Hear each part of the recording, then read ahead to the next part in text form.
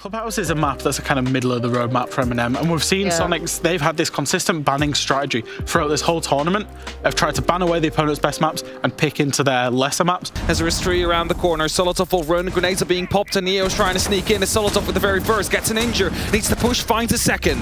Knock him out of there on the laundry side and slow the smoke on the door, have to push through it, but dropped by Grixer, who is doing huge work on that laundry side. One more in the middle of the site, and Soniqs.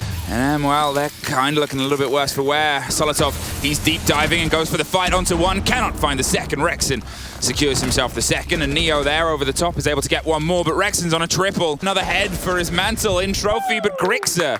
Yeti here will go aggressive, digs himself in deep as Rexen will be dug out. It's a 2-0 and the trades continue to happen. MNM now have the upper advantage here, but they need to go for a plant very soon. 34 seconds on that clock, and the Soniqs, they still have some good positions to try and counter them with. Grixer just dropped from the swing there onto Zulu. Tyrant's keeping it locked down. They're trying to bait a bit of a swing here, but it's Tyrant that is living up to his name. Super has to rotate down and can't quite, does get a great catch, but there is only so many bullets. Well, as long as that backstairs is still under the control of the Soniqs, there's little they can do. Rexen is causing so many problems here, and he's still causing them. Kansan gets to use this on the swing round, dropped right into Yeti's gunfire. Yeah, they're taking a lead, they're trying to advance on it as well, and as you said, it's the Soniqs, their round. Some grenades to see if he can pull anybody out. The ping comes through, and Grixer goes out. That is how dangerous those have been this entire tournament. Due to the hatch being reinforced, and users now will be caught off by Yeti on that flank. Solotov finds one, and Nitro gets tossed up. That might pick up a kill, it does! It is a 1v2 situation. The kill comes through, the diffuser gets dropped once more. It's the shotgun, a 1v1. It's Solotov versus Yeti. Solotov takes a small amount of damage. The shotgun shell misses an MNM. Nello is just going to see if they can light them in as Netty. He is just going to get that locked in. Neo and Nello either side. Yeti finds that huge swing on the back, just misses the man who's planting, can't get the connection. And suddenly it's a shotgun. Super's trying to break and ballast his way all the way back through, but he is all that is left. So sudden.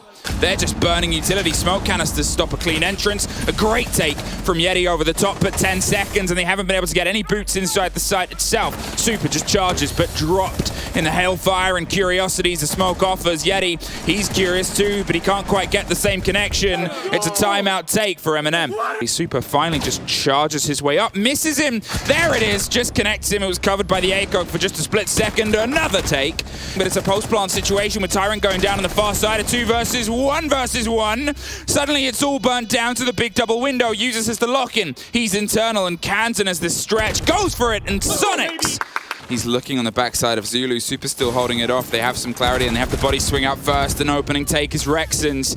Bold is a little bit out of stretch. Neo doesn't quite get that opening take. There's a C4 that stops Kansan, but a second body hops in immediately after 5 seconds, and they're now safe to try and stick it behind the opposite side. It's a post-plant, and pretty much confirmed now. It's a win on the fight on the far side. Neo finally finds it out on trophy, but Rexen. They need to start pushing through, and an extra smoke grenade gets tossed in. But it doesn't really cover that angle that Solotov's got close onto Yeti, and it's now 2 bodies and another firing line. And sure, they've got 1 player smoked off, but the swing is just as dangerous. Grixer is able to at least pull one out of it. A handful of seconds, it's got to be a mad dash across Neo.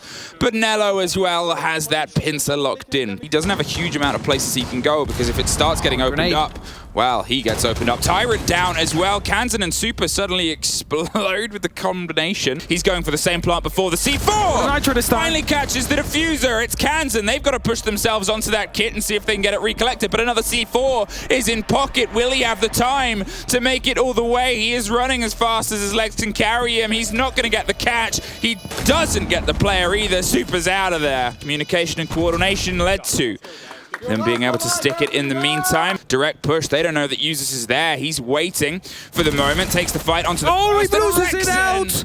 Swings it out with that LMG. Is able to utilize all that it offers. Is going to see if he can find the second. Rexen. Neo now has to see if he can retake, but he cannot. Grixer locks it off with an F2. They past the 20 seconds. The hatch will likely be his undoing. They just pre-fire. They've got an LMG, and they've got a Rexen. Soniqs, they secured themselves. Regardless of the story on the other game, they needed 1 map. They look like they want to have 2. Pipe starts to be broken open and taken over. Kansan pulls himself just out of range of the smoke canister. Nello has a different idea. Yeti and Usus and Tyrant all over the board. Yeti with another swing, but look at the timer. He's the only player left, but he's in the perfect position. No! even though they've still got the capabilities of the hard destruction, and with Tyrant going down as well, they might be about to lose everything but hard destruction. Gritcher catches himself a Pokemon. As Neo comes right up on the balcony right here, repelled. Now trying to take the gunfight, loses his life. It's a triple from Grixer, and as the smokes are coming through, flashbangs are being tossed back in. It's Kansan with the very final kill. Someone could be coming up on these red stairs here. Spots out the player, gets the kill. It's going to start here, over construction with a handful of seconds. Kansan's on the position to go for a swing, and Solotov, well, he's about to open a door. There's one, there's two! Kansan! They go for the aggression, the drop. Nello's in the corner. You assume the canisters are going to pop over the top two. Solotov has Grixer on the back of the big box, but the diffuser is cold. The same problem Sonic suffered yesterday. Neo goes for the recollection, but Kansan has it all cleared out. Yeti with the swing if he needs to. It's Users that takes the fight. Drop down, one more. Solotov. Soniqs. As soon as he gets the call for the repel, pings are coming through on the side of MNM, and it's going to be the pickup here from Yeti. The jump out is being held. Rexon, is he aware of that? That is going to be the big question. Well, there it is. Full awareness. Users. He might not know Users. He's going to give the game away. The spray doesn't quite fully connect, but he's so injured and so between two players. It was only super to be at the end. Neo suffers on the approach. Grixer finds the end, and Yeti with a C4, and suddenly it's all fallen away from MNM.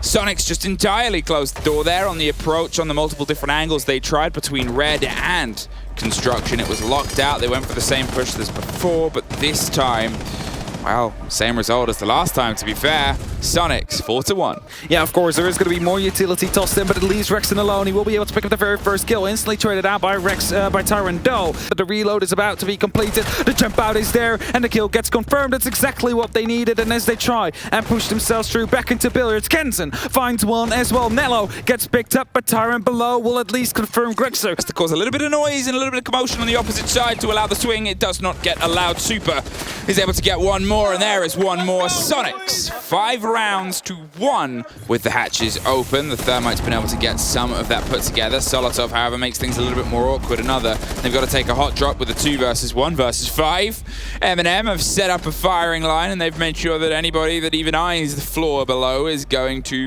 well, not meet it with their soul still intact. Flawless. The Selms are being tossed in, but denied by the side of Tyrant. Solotov will be able to pick up a kill, but instantly gets traded out. It's a 3-on-2 situation now as Nello tries to rotate back. Tyrant falls. It's only up to him now. It's a creation sensation that needs to keep them through. 15 seconds on the clock. Is he able to successfully do it? But no, he is not. It is the Soniqs that push for a map and match point here. That is the big issue here. Solotov, as long as he plays above this hatch, there is no way they could go for a plant without taking any heavy losses. Super, however, gets in the middle of the smoke and will decide to sneak it in. The C4 does not actually go through. They have to try and get the verticality, but they fail. Solotov goes down. The plant comes through. That has famously been perpetrated across all of this. Grixer with another for his tally, and we hit that marker that means MNM lose the series. GG's to Soniqs, who picked up the pieces of yesterday. It's back and forth for both these two teams.